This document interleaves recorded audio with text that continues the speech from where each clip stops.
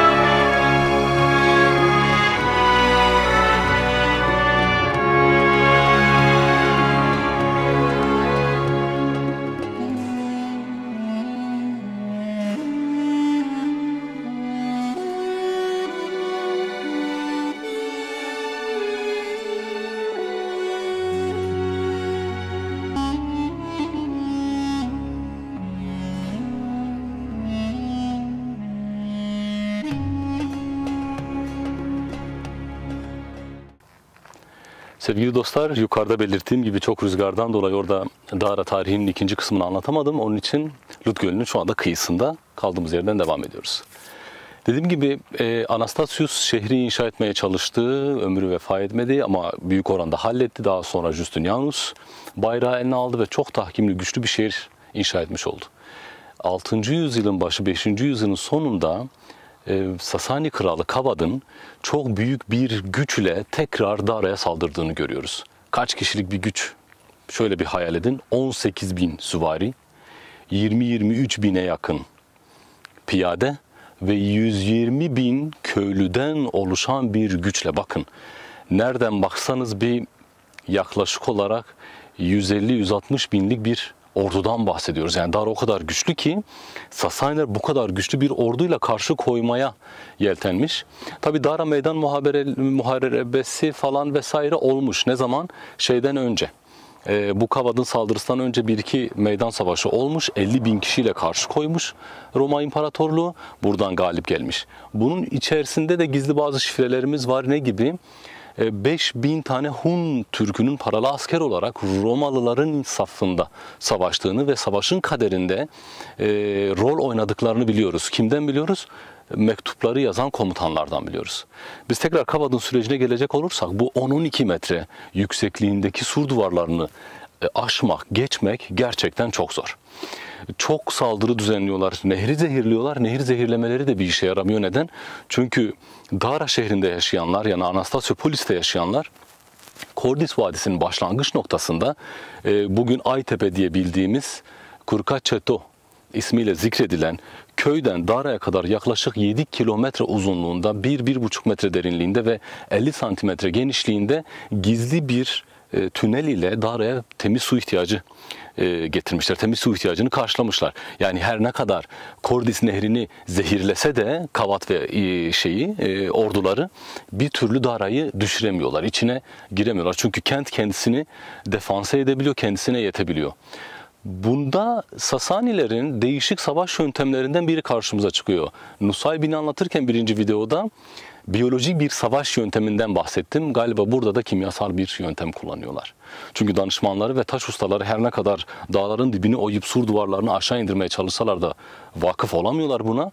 Simyacılar Kabad'a diyor ki bizim gösterdiğimiz alana zeytinyağı küpleri fırlatmalısın mancınıklarla. Kabad bunu yerine getiriyor. Fırlatıyor.